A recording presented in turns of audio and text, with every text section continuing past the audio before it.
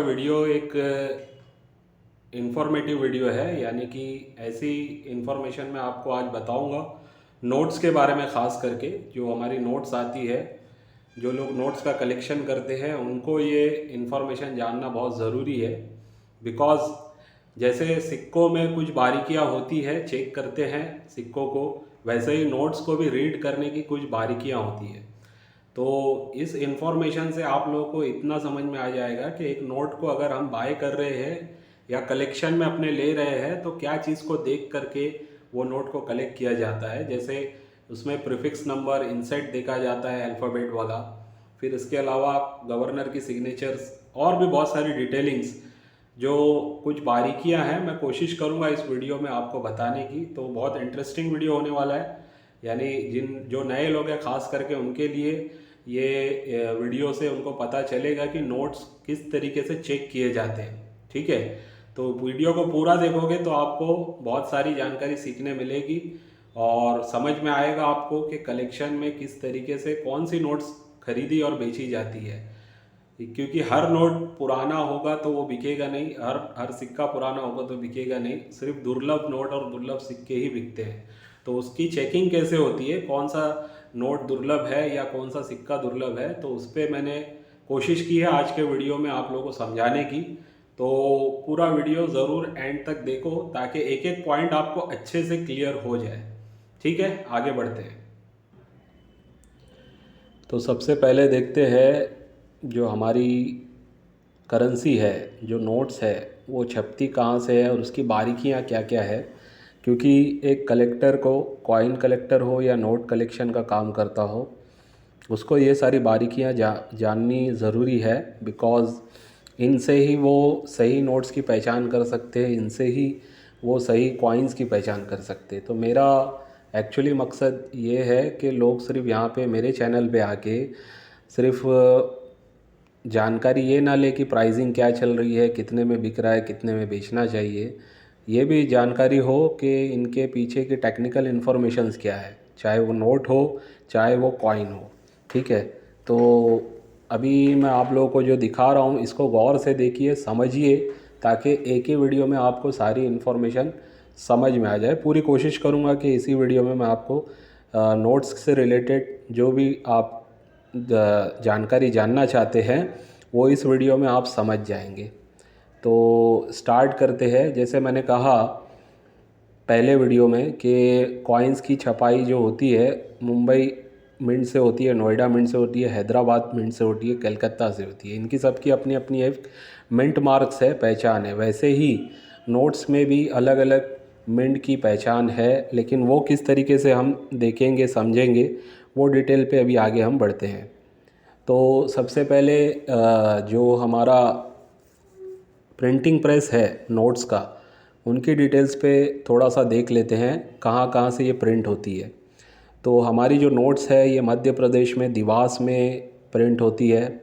इसके अलावा कर्नाटका में मैसूर में प्रिंट होती है, फिर महाराष्ट्र में नासिक में प्रिंट होती है, और वेस्ट बंगाल में भी साल्बोनी में ये प्रिंट होती है। ठीक है, जैसे सब मिंट मार्क्स की अलग अलग कॉइन्स पे पहचान है, उसी तरीके से इन प्रिंटिंग प्रेस के मिंट्स की अलग अलग अल्फ़ाबेट्स के ज़रिए पहचान दी गई है। जैसे मध्य प्रदेश से अगर जो भी नोट्स छप के आएगी तो उसमें जो इंसर्ट होगा वो EFGH के अल्फ़ाबेट का होगा। वैसे ही अगर कर्नाटक से छप के आई हुई नोट होगी तो उसका इंसर्ट होगा ABCD, और प्लेन भी होगा। प्लेन यानी कि विदाउट इंसर्ट। तो वो इंसर्ट क्या होता है वो भी आगे मैं दिखाने वाला हूँ, सारी चीज़ें कवर करूँगा। वैसे ही नासिक महाराष्ट्र से जो हमारी नोट छपती है उनका इंसर्ट LMNPQ होता है, और वेस्ट बंगाल साल्बोनी से जो छपती है उनका इंसर्ट होता है RSTUVW। तो ये इंसर्ट मार्किंग है एक हिसाब से कि आप इसको देख के, जैसे L इंसर्ट की कोई नोट आपको मिल रही है तो आप इससे समझ जाओगे कि ये महाराष्ट्र की छपी हुई है। ठीक है, वैसे ही आपको अगर प्लेन इंसर्ट की कोई नोट मिल रही है तो ये कर्नाटका मैसूर से छपी हुई है, या ABCD में से कोई मिली है तो ये भी वहीं से छपी हुई है।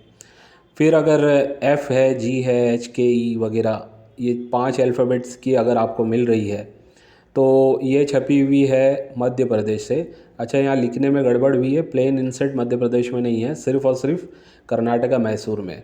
लेकिन ये जो नंबर है, अल्फ़ाबेट्स है, ये यही है इंसेट के, EFGHK, ये मध्य प्रदेश से है। ठीक है, तो ये इस तरीके से डिवाइड किया गया है, अलग अलग प्रिंटिंग प्रेस के अलग अलग अल्फ़ाबेट्स है इंसेट के।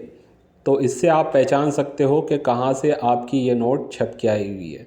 ठीक है, तो अब जो हमारी नोट है उसको किस तरीके से रीड किया जाता है, एक जनरल इन्फॉर्मेशन मैं देना चाहता हूँ ताकि आपको समझ में आ जाए कि जो नोट हमें मिलती है उसमें क्या चीज़ को देख करके नोट की बारीकियों को समझा जाता है। जैसे अभी हम इंसेट की बात कर रहे थे, तो इंसेट एक अल्फ़ाबेट होता है जो सीरियल नंबर के पीछे लिखा होता है। जैसे अभी हमने कहा ना ABCD वगैरह वगैरह, तो वो अल्फ़ाबेट्स होते हैं वाटर मार्क टाइप, यानी कि धुंधले होते हैं, वो लिखे हुए होते हैं सीरियल नंबर के पीछे। टोटल सीरियल नंबर होते हैं नोट्स के 6। ठीक है, इसमें 7 नंबर की भी एक नोट आती है, वो भी मैं बताऊंगा। लेकिन ज़्यादातर आपको हाथ में जितनी भी नोट्स मिलेगी वो 6 नंबर की मिलेगी। तो जैसे 786 के बाद कुछ नंबर आ गया, या पहले कुछ नंबर है लास्ट में 786, ये कॉमन नंबर मैं बता रहा हूँ लोगों को समझने के लिए कि नंबर क्या होता है। तो ये सीरियल नंबर है, उसके पीछे इंसर्ट होता है, उसी को मिंट मार्क कहा जाता है। मान लो L वाला अगर आपको मिल गया है तो समझ लेना कि वो कौन से मिंट से है, नासिक के। ठीक है, प्लेन वाली है तो कहाँ से है, आपको मैंने बताया अभी, कर्नाटका मैसूर से। ठीक है, ऐसे अलग अलग अल्फ़ाबेट्स है, इसको देख के आप पहचान पाओगे कि कौन से मिंट मार्क की ये नोट है, यानी कहाँ से ढाली गई है। तो ये होता है इंसेट, और उससे पहले जो होता है वो होता है प्रीफिक्स। ठीक है, प्रीफिक्स एक नंबर है, जैसे 09F यहाँ पे आप देख रहे हो, तो ये एक प्रीफिक्स नंबर है, और इसमें कभी कभी स्टार भी आता है आगे। तो जो फेमस है ना स्टार वाली नोट, तो वो स्टार क्यों आता है वो भी बताऊंगा मैं आपको। तो प्रीफिक्स ये है 09F, इस तरीके से अलग अलग प्रीफिक्स नंबर होते हैं। प्रीफिक्स नंबर के बाद बीच में आपको देखने मिलता है इंसेट, और उसके बाद साइड में उसी को टच होके जो लिखा हुआ होता है वो होता है सीरियल नंबर। ठीक है, तो ये इस तरीके से एक नोट को देखा जाता है कि किस प्रीफिक्स की है, किस इंसेट की है, और उसका सीरियल नंबर क्या है। ठीक है, इसके अलावा गवर्नर की साइन वगैरह भी होती है जो इम्पॉर्टेंट रोल रखती है। गवर्नर की साइन देखा जाता है कौन से गवर्नर की है। मेरे बुक में मैंने 1935 यानी जब RBI का स्थापना हुई थी उस टाइम से लेके अभी तक जितने भी गवर्नर्स हैं 2022 तक, उनके सब की मैंने डिटेलिंग दी हुई है बुक में, ताकि आप लोगों को आसानी हो कौन से गवर्नर का कार्यकाल कब का है। आप जो भी नोट आपको मिले तो आप उससे वेरीफाई कर पाओगे कि हाँ ये नोट में सही, मतलब फेक नोट है या सही नोट है। उस सिग्नेचर से भी आप उसको समझ पाओगे और एक जानकारी भी आपको मिलेगी। तो ये 4-5 चीज़ें ऐसी है जो देखनी पड़ती है नोट में। ठीक है, बाकी सिक्योरिटी पर्पस पे बहुत सारी चीज़ें होती है नोट में, वो भी कुछ मैं आप लोगों को यहाँ पे दिखाने वाला हूँ। तो इस तरीके से नोट की प्रिंटिंग होती है। अभी यहाँ पे इंग्लिश में कुछ डिटेलिंग दी हुई है, जिन लोगों को पढ़ के समझ में आ रहा है उनके लिए ठीक है, जिनको नहीं समझ में आ रहा है अगर वो जानना चाहते हैं तो मुझसे पर्सनली पूछ सकते हैं। ठीक है, तो आगे बढ़ते हैं। अब जो मैं आपको डिटेलिंग दे रहा हूँ वो वीडियो में अगर आप यहाँ देखोगे आगे, तो मैंने हाईलाइट किया है यहाँ पे कि जो इंसेट है वो इस तरीके से दिखता है, और जो प्रीफिक्स है वो इस तरीके से, ये राउंड में आप देख रहे हैं 3AG, ये प्रीफिक्स है और ये हमारा इंसेट है। जो M लिखा हुआ है वो इंसेट है। ठीक है, अच्छा, ये इंसेट जो इस तरीके से लिखने की जो प्रैक्टिस स्टार्ट की गई है 1976 के बाद से हुई। उससे पहले जो इंसर्ट लिख कर आता था पुरानी नोट्स में, वो इंसर्ट ऐसे सीरियल नंबर के बाजू में नहीं लिख के आता था बल्कि साइड में लिख के आता था। ठीक है, तो वो भी चीज़ है। अब स्टार नोट पे आते हैं, आगे बढ़ते हैं। स्टार नोट जो होती है वो क्या है, मतलब सीरियल नंबर में जो स्टार लिख के आ जाता है, काफ़ी फेमस है। मेरी बुक में भी मैंने बहुत सारी स्टार नोट दी है जिनकी कीमत अच्छी खासी है। तो स्टार नोट सभी, सबसे पहली बात है, महंगी नहीं होती है। कुछ स्टार नोट महंगी होती है, लेकिन ये स्टार आता कैसे है तो उससे रिलेटेड ये आप स्लाइड में आप देख रहे हैं डिटेल दी हुई है। हिंदी में मैं समझा देता हूँ आपको। जो भी नोट प्रिंटिंग के दौरान कुछ भी उसमें एरर खराबियाँ आती है तो वो नोट एक हिसाब से ख़राब हो जाती है। तो उस नोट को अलग से छापा जाता है, तो उसमें जो ख़राब नोट होती है उसका नंबर डाल के स्टार को ऐड कर दिया जाता है। तो उससे ये पता चलता है कि इस नंबर की प्रिंटिंग में एक नोट ख़राब हुई थी जिसमें ये स्टार आ गया है। स्टार उसको आइडेंटिफाई करता है कि इस नंबर की प्रिंट पहले भी नोट हो चुकी है लेकिन वो ख़राब नोट हो चुकी है, तो उसको रिप्लेस करने के लिए स्टार वाली नोट आती है। तो जो बहुत कम छपी हुई नोट होगी, किसी भी गवर्नर की साइन की हुई, उसमें अगर स्टार वाली नोट मिलती है तो वो स्टार वाली नोट महंगी कहलाती है। ठीक है, वैसे भी स्टार वाली नोट्स मार्केट में ज़्यादा नहीं होती क्योंकि ये रिप्लेसमेंट वाली नोट है, लेकिन इसके साथ साथ ये भी देखना पड़ता है कौन से गवर्नर की है, किस इंसेट की है, कौन से प्रीफिक्स की है। तो ये 4-5 कॉम्बिनेशन देखने के बाद फिर स्टार देखा जाता है, तो उससे उसकी कीमत तय होती है।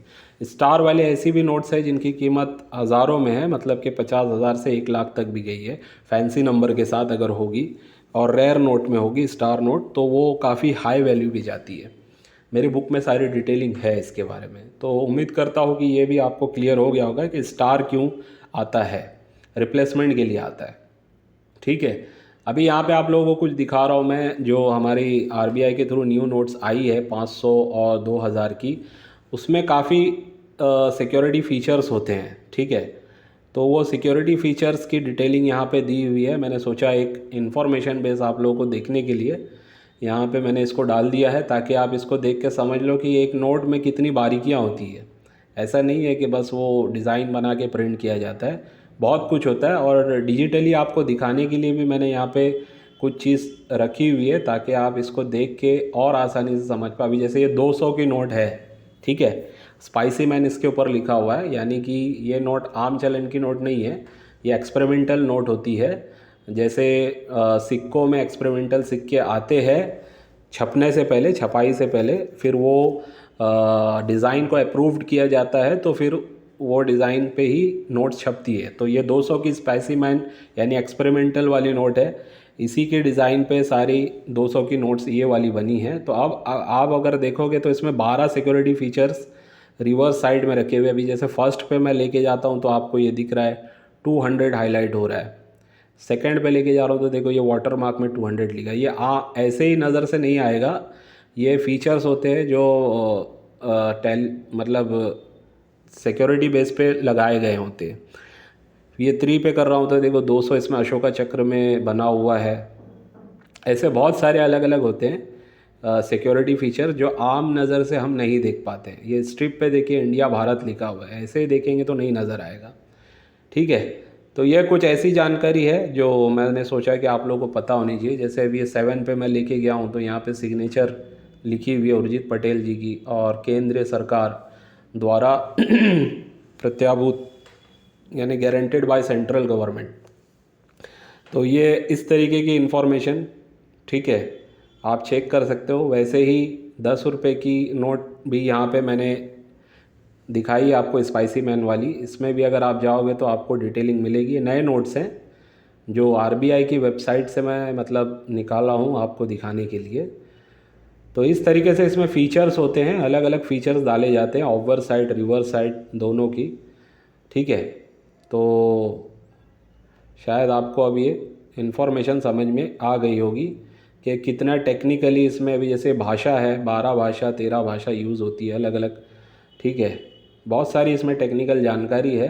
तो अच्छा, इतनी सारी चीज़ें आप लोगों को देखनी नहीं है, मेन इम्पॉर्टेंट यही है। आपको कोई भी नोट अगर मिलती है उसमें आपको क्या देखना होता है, एक आप इंसर्ट देखोगे, एक आप प्रीफिक्स नंबर देखोगे, साइन किसकी है वो देखोगे, और कौन से ईयर की है वो देखोगे। बस ये 4 फीचर भी अगर आप सही से देख पाए तो आपको आसानी हो जाती है एक नोट, दुर्लभ नोट को पहचानने में। ठीक है, और फैंसी नंबर्स के नोट्स किस तरीके के होते क्या होते उस पर मैंने वीडियो डाला हूँ, हो सकता है आगे मैं फिर कभी अपडेट करूँ उस टॉपिक पे। लेकिन आज का टॉपिक सिर्फ मेरा ये था कि किस तरीके से हमारी नोट्स छपती है, कहाँ कहाँ छपती है, उसमें इंसर्ट नंबर क्या होता है, प्रीफिक्स नंबर क्या होता है, ठीक है। और इनकी मतलब ढलाई जो हुई है वो जहाँ से हुई है वो कहाँ कहाँ से, मध्य प्रदेश से, कर्नाटक से, महाराष्ट्र से, बंगाल से जो हुई है, उनके फिर इंसर्ट में जो लेटर्स है उसकी जानकारी मैंने आपको दी है। तो ये कुछ इन्फॉर्मेशन थी जो आप लोगों को मैं बता रहा था। अच्छा ये देखिए आप, इसमें ये भी दिखा देता हूँ कि जो फैंसी नंबर्स होते हैं ना, इस तरीके के नंबर्स होते हैं। और जो मैंने अभी कहा था कुछ टाइम पहले कि 6 नंबर के जो फैंसी नंबर होते हैं, इसमें एक 7 नंबर भी आता है। तो ये 7वां नंबर जो होता है, जैसे 99999 लिखा हुआ है, अगर इसको पूरा कवर करना है, यानी 1 करोड़ की जो नंबर है उसको कंप्लीट करने के लिए जब 10 हो जाता है तो इस तरीके से 100000 आ जाता है, वैसे ही 200000 आ जाता है ऐसे। तो वो 7 नंबर की नोट्स होती है जिसकी वैल्यू बहुत ज़्यादा होती है, क्योंकि वो एक पूरे यूनिट को कवर कर रही होती है, कंप्लीट कर रही होती है, ठीक है। तो इस टाइप की फैंसी नंबर्स की ज़्यादा वैल्यू है। और ये जो नंबर्स है इसको टेलीस्कोपिक नंबर कहा जाता है, ठीक है। और देखिए यहाँ पे लिखा हुआ है सनराइज कलेक्शन जिन्होंने किया हुआ है उनका ये 1000 रुपीज़ सेम प्रीफिक्स NAH, यानी सेम प्रीफिक्स की ये सारी नोट है। रघुराम राजन की साइन की हुई नोट है, 2014 की नोट है, ठीक है। अब इसमें इन्होंने जो कलेक्शन किया है वो 11111 से लेके 1000000, यानी इस टाइप का इनका ये कलेक्शन है। अभी ये सेट अगर कोई ख़रीदने जाएगा तो अभी 1000 की एक नोट है, और लगभग इसमें कितनी नोट्स है, 1 2 3 4 5 6 7 8 9 10, यानी 10,000 की तो फेस वैल्यू है इसकी। लेकिन ये बिकेगी कम से कम 20,000 से लेके 50,000 के बीच में, डिपेंड करेगा बायर्स के इंटरेस्ट के ऊपर, ठीक है। यानी 2 गुना से 5 गुना इसका पैसा आने के पूरे चांसेस है। तो ऐसे जो सीरियल नंबर्स के नोट्स होते हैं इनको हमें कलेक्ट करना है, ये बोले जाते हैं फैंसी नंबर्स, ठीक है। इसमें सुपर फैंसी नंबर ये वाला हो गया, जैसे मैंने बताया ना 10000, फिर कभी 20000 आ जाएगा। तो ये इस टाइप के जो नंबर्स होते हैं वो सुपर फैंसी नंबर माने जाते हैं, ठीक है। तो उम्मीद है आज आपको बहुत सारी चीज़ें नोट्स के बारे में समझ में आ गई होगी। अब थोड़ा सा बात कर लेता हूँ मेंबर्स के लिए जो मेरे साथ जुड़ के काम कर रहे हैं। तो एक इन्फॉर्मेशन ये है कि जो मैं नंबर देता हूँ आप लोगों को पर्सनली, जिस पे आपको डिपॉजिट करना होता है पेमेंट, वो नंबर पे हमेशा आपको GPay यूज़ करना है। मैं लिख के भेजता हूँ, उस पर एक फ़ोनपे का भी अकाउंट ऐड है, लेकिन फ़ोनपे आप लोगों को नहीं करना है, हमेशा GPay करना है। मैंने कल पोस्ट भी किया है यूट्यूब कम्युनिटी में, अगर मेरे चैनल पे आप लोग सब्सक्राइब्ड हो तो आपको नोटिफिकेशन मिल गया होगा। तो जो लोग भी आगे से भी मेरा मेंबरशिप के लिए अप्लाई करेंगे तो उनको ध्यान रखना है, GPay से मुझे पेमेंट करना चाहो तो करो, या मैं उसमें बैंक डिटेल भी देता हूँ HDFC बैंक की। तो HDFC बैंक के थ्रू आप नेट बैंकिंग यूज़ करके या कैश डिपॉजिट करना चाहो तो वैसे भी कर सकते हो, ठीक है। तो ये कुछ इन्फॉर्मेशन देनी थी। और जिनका कुरियर है, उड़ीसा का कुरियर रहता है 3-4 लोगों का, बाकी सारे कुरियर मैंने लगभग करवा दिए। एक सिर्फ कुरियर मेरे ख्याल से साउथ साइड में किसी का है जिनका पहुंचा नहीं है, रफ़ीक नाम है शायद उनका, सैयद मीर रफ़ीक ऐसे कुछ नाम है। तो उनका मैं आज कंफर्मेशन दे दूंगा कि क्यों नहीं पहुंचा है, या पहुंच गया होगा शायद आज, क्योंकि जहाँ से मैंने करवाया था स्पीड पोस्ट से, उन्होंने कहा था आजकल में पहुंचने वाला है। तो किसी का लेट भी हो जाता है, किसी का रिटर्न भी हो जाता है। उड़ीसा का 2 बार मैंने ट्राई किया, रिटर्न हो गया विलेज एड्रेस होने की वजह से।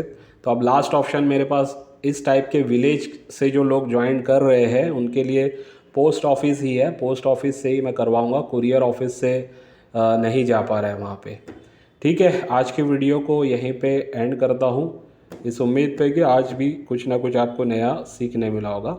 बाय।